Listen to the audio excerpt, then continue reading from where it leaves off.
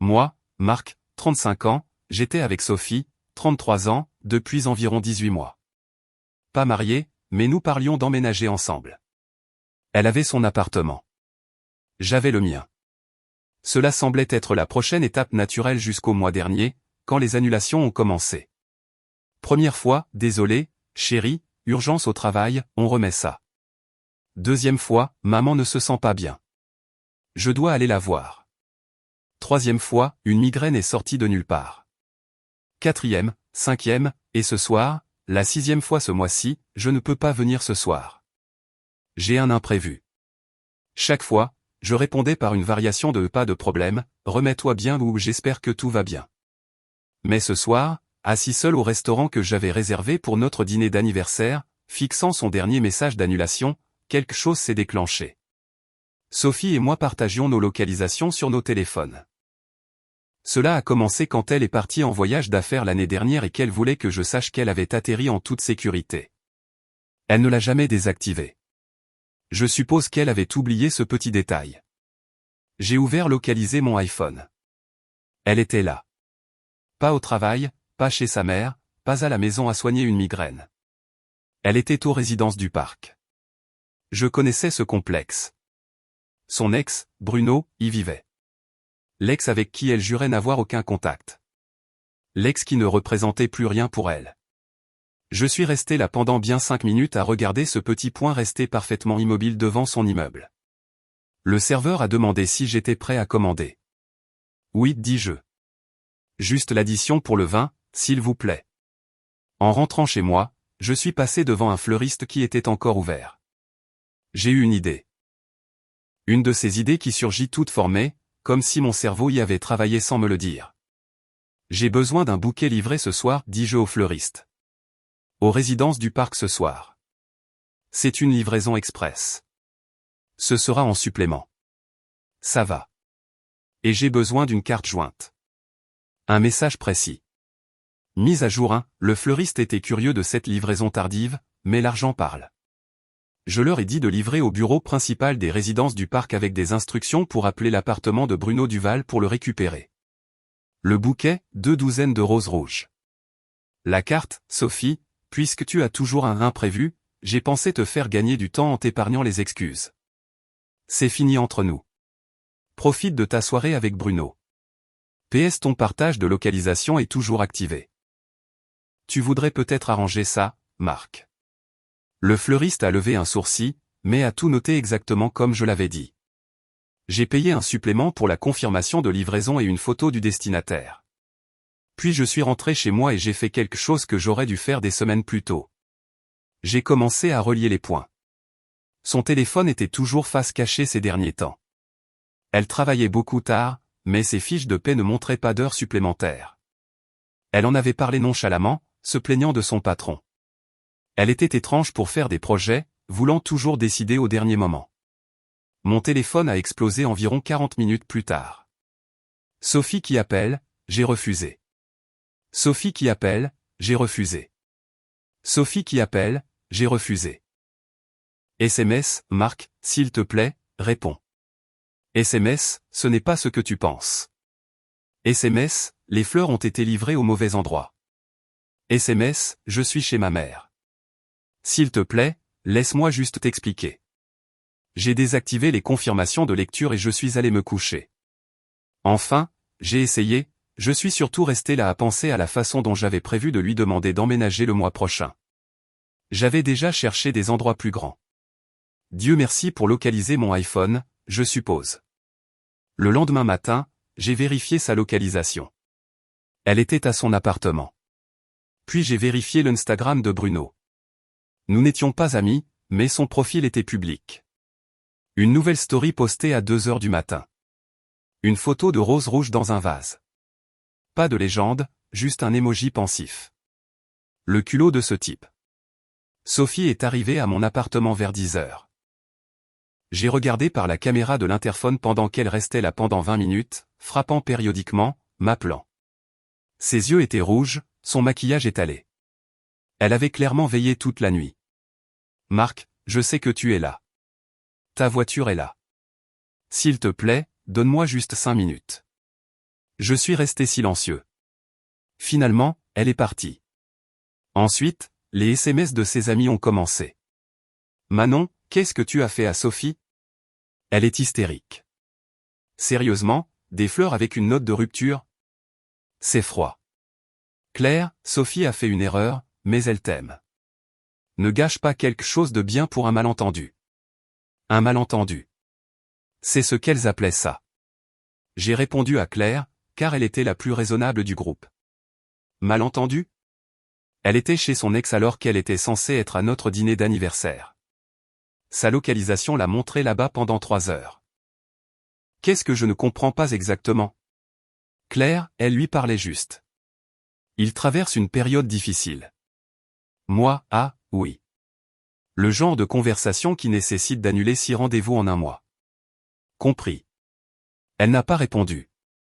Mise à jour 2, Sophie a redoublé d'efforts. Elle a commencé à se présenter à mon travail. La sécurité ne l'a pas laissée entrer. Badge requis, mais elle a attendu dans le hall pendant 4 heures. Mes collègues se régalaient, regardant à travers les portes vitrées alors qu'elle était assise là avec un café et des yeux gonflés. Mec, parle-lui juste, a dit mon collègue David. Elle a l'air détruite. Elle avait l'air plutôt à l'aise chez Bruno il y a 2 soirs. Peut-être qu'il y a une explication. David, quelle explication rend cela acceptable? S'il te plaît, je meurs d'envie de l'entendre. Il n'en avait pas. Je suis finalement descendu à l'heure du déjeuner, principalement parce que mon patron commençait à me regarder d'un mauvais œil à cause de la distraction dans notre hall. Sophie a sauté en me voyant. Marc, Dieu merci. S'il te plaît, écoute juste. Tu as 2 minutes et nous parlons ici, en public. Elle a jeté un coup d'œil aux gens qui faisaient semblant de ne pas regarder. Pouvons-nous au moins sortir? 1 minute 50 secondes. D'accord. D'accord. Bruno m'a envoyé un message le mois dernier. Son père est mort. Il était en difficulté. Il avait besoin de parler à quelqu'un, alors on a parlé au téléphone. Il était vraiment mal en point, Marc. Il buvait, parlait de faire quelque chose de stupide. Alors, appelle le 17. Appelle sa mère. Appelle littéralement n'importe qui sauf la petite amie qui jurait n'avoir aucun contact avec lui. J'essayais d'aider en annulant 6 rendez-vous, en mentant sur où tu étais, en te cachant. Je savais que tu réagirais comme ça. J'ai éclaté de rire. Tu savais que je réagirais mal à ce que tu me mentes et que tu te caches avec ton ex.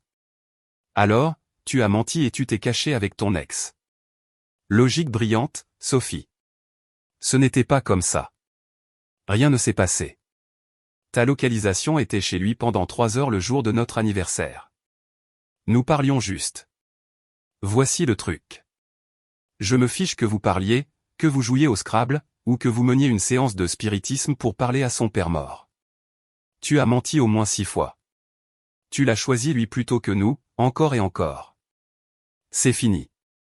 Marc, s'il te plaît. Le temps est écoulé. Je suis rentré. Elle est restée là pendant 1 heure de plus avant que la sécurité ne lui demande de partir. Ce soir-là, Bruno m'a appelé. L'audace de cet homme. Mec, tu dois te calmer, a-t-il commencé. Mec, nous ne sommes pas des mecs. Tu es le type qui se cache avec ma petite amie. Ex-petite amie, a-t-il corrigé. Et je ne me cachais pas. Sophie était une bonne amie. Une bonne amie qui ment à son petit ami pour traîner avec son ex. Tu as une définition intéressante de l'amitié. Écoute, mec. Sophie et moi avons une histoire. Parfois, les gens ont besoin de clore les choses. Clore les choses prend 6 rendez-vous secrets? Pourquoi? Tu clôtures un prêt immobilier? Tu es un connard. Elle t'a choisi, n'est-ce pas? Non, Bruno. Elle t'a choisi 6 fois ce mois-ci. J'ai juste officialisé la chose. Peu importe, mec. Ton problème. Drôle de chose, je peux voir sa localisation en ce moment. Devine où elle est. Silence. C'est ça. Ton appartement encore. Raconte-moi encore comment elle m'a choisi. Il a raccroché. Mise à jour 3, le sentiment d'être en droit a considérablement augmenté au cours des jours suivants. La mère de Sophie, Isabelle, m'a appelé. J'avais toujours aimé Isabelle. Je la pensais raisonnable. J'avais tort. Marc, chéri. Sophie m'a tout expliqué. Tout ça est un grand malentendu. Isabelle, je vous respecte, mais il n'y a pas de malentendu. Elle a menti plusieurs fois. Elle essayait d'aider ce garçon. Vous savez, Sophie a un grand cœur. Elle a un si grand cœur qu'elle a oublié notre anniversaire pour réconforter son ex. Les gens font des erreurs. Vous allez gâcher tout votre avenir pour ça? Quel avenir? Un où elle court vers Bruno chaque fois qu'il a un problème. Ou je me demande si un imprévu signifie qu'elle est avec lui. Cet avenir-là. Tu es cruel. Cette histoire avec les fleurs était humiliante. Humiliant, c'était d'être assis seul à un dîner d'anniversaire pendant qu'elle était dans l'appartement d'un autre homme. Il traverse une épreuve. Son père est mort il y a 5 ans. Isabelle, j'ai cherché l'avis de décès sur Google. Donc, soit Bruno ment à Sophie, soit Sophie vous ment. Longue pause. Ce n'est pas possible. Joseph Duval est décédé en août 2019. Vérifiez vous-même. Elle a raccroché. Je suppose qu'elle a vérifié. Puis est venu le côté financier. Voyez-vous, Sophie et moi avions prévu des vacances. À la Martinique le mois prochain. J'avais tout payé.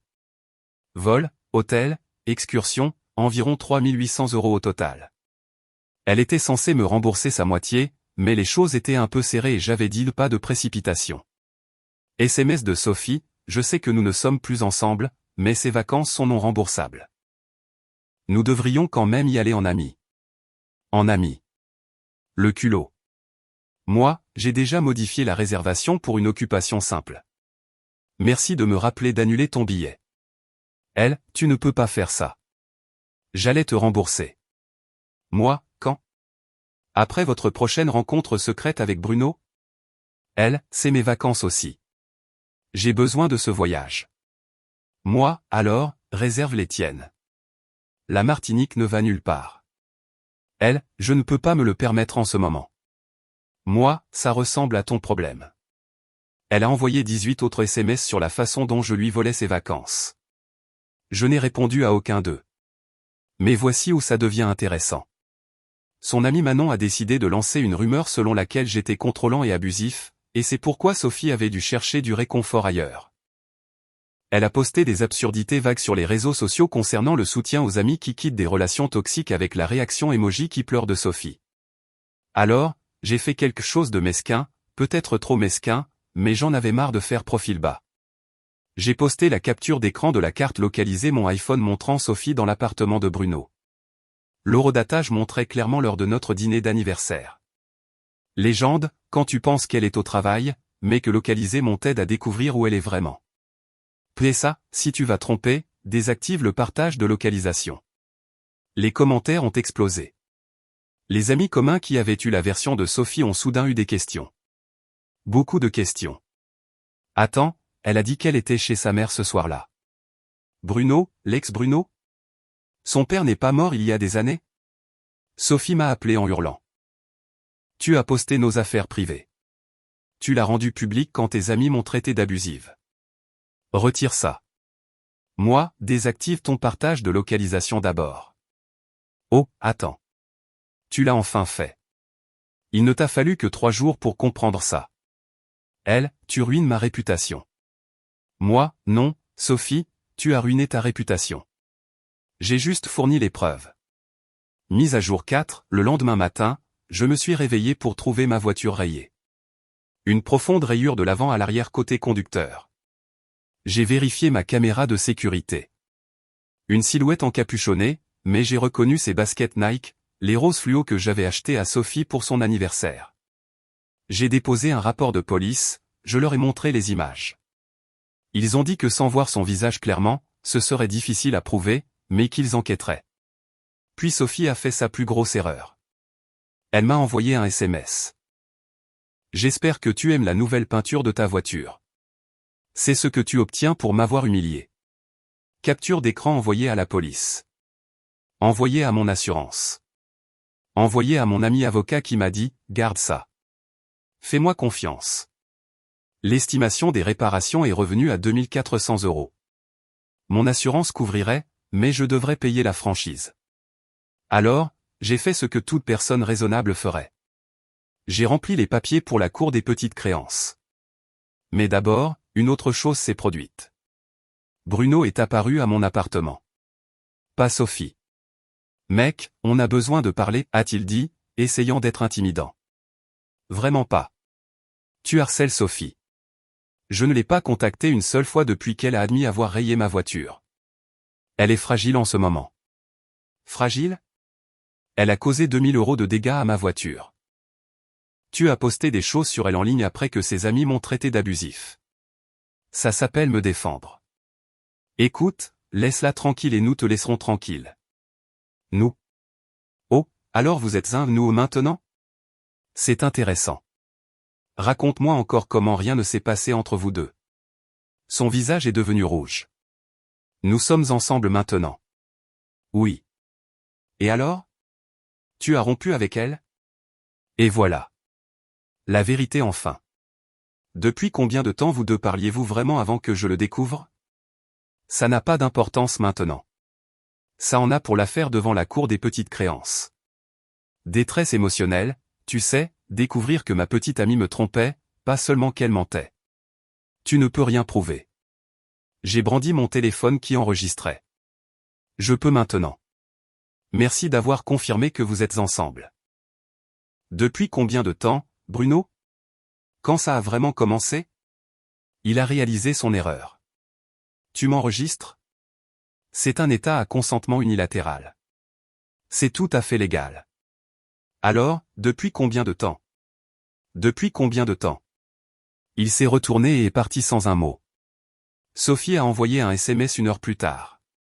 Tu as enregistré Bruno sans son consentement. C'est illégal. J'appelle les flics. Moi, état à consentement unilatéral. Cherche sur Google. On se voit au tribunal. Elle, tribunal. Moi, petite créance, dommage à la voiture plus détresse émotionnelle. Ton petit ami vient d'admettre l'affaire devant la caméra. Mon avocat dit que j'ai un dossier solide. Silence radio après ça. Mise à jour 5, finale. La date du tribunal des petites créances est arrivée 2 semaines plus tard. Sophie est venue avec Bruno. Grosse erreur de la mener. Le juge n'a pas aimé ça. J'ai présenté les images de sécurité de quelqu'un portant ses chaussures distinctives rayant ma voiture. Son SMS l'admettant. L'estimation des réparations. La capture d'écran de sa localisation chez Bruno lors de notre anniversaire. L'enregistrement de Bruno admettant qu'ils étaient ensemble maintenant. Les relevés de SMS montrant le schéma d'annulation et de mensonge. Sophie a essayé de faire valoir que je l'avais émotionnellement abusée en publiant sa localisation en ligne. Le juge a demandé, avez-vous menti sur votre emploi du temps? Elle, c'était compliqué. Juge, oui ou non? Étiez-vous dans l'appartement de cet homme quand vous avez dit au plaignant que vous étiez ailleurs? Elle, oui. Mais. Juge, et avez-vous endommagé son véhicule? Elle, j'étais ému. Juge, c'est un jugement affirmatif pour le plaignant. 20 400 € pour les dommages au véhicule, 600 € pour les frais de justice et le temps de travail perdu. Sophie a commencé à pleurer. Bruno s'est levé. C'est. Juge, monsieur, asseyez-vous ou vous serez expulsé. Il a averti. Elle ne peut pas se le permettre. Juge, alors, elle n'aurait pas dû endommager une propriété. Devant le tribunal, Sophie m'a approché une dernière fois. Marc, s'il te plaît. Je ne peux pas payer ça. Un plan de paiement est une option. Je suis désolé. D'accord. Je suis désolé pour tout. Je t'aimais. Non, Sophie, tu aimais m'avoir comme filet de sécurité pendant que tu arrangeais les choses avec Bruno. Ce n'est pas vrai. Ta localisation ce soir-là n'était pas la première fois que tu étais là-bas, n'est-ce pas? Elle a regardé le sol. Oui, c'est ce que je pensais. Bruno s'est avancé. Mec, tu as gagné. Laisse tomber. Je laisse tomber dès qu'elle paie ce que le tribunal a ordonné. Nous allons faire appel. Mon ami avocat qui était venu pour un soutien moral a ri. Pour quel motif? Elle a admis les dégâts par écrit. Ils sont partis. Sophie a payé le premier versement un mois plus tard. 200 € par mois pendant les 15 prochains mois. Aux dernières nouvelles, par des amis communs, Sophie et Bruno ont emménagé ensemble après 2 mois. Elle l'a surpris en train d'envoyer des messages à son autre ex 3 semaines plus tard. Ils sont toujours ensemble mais travaillent sur des problèmes de confiance. L'ironie est délicieuse. Elle dit aux gens que j'étais émotionnellement abusif et contrôlant.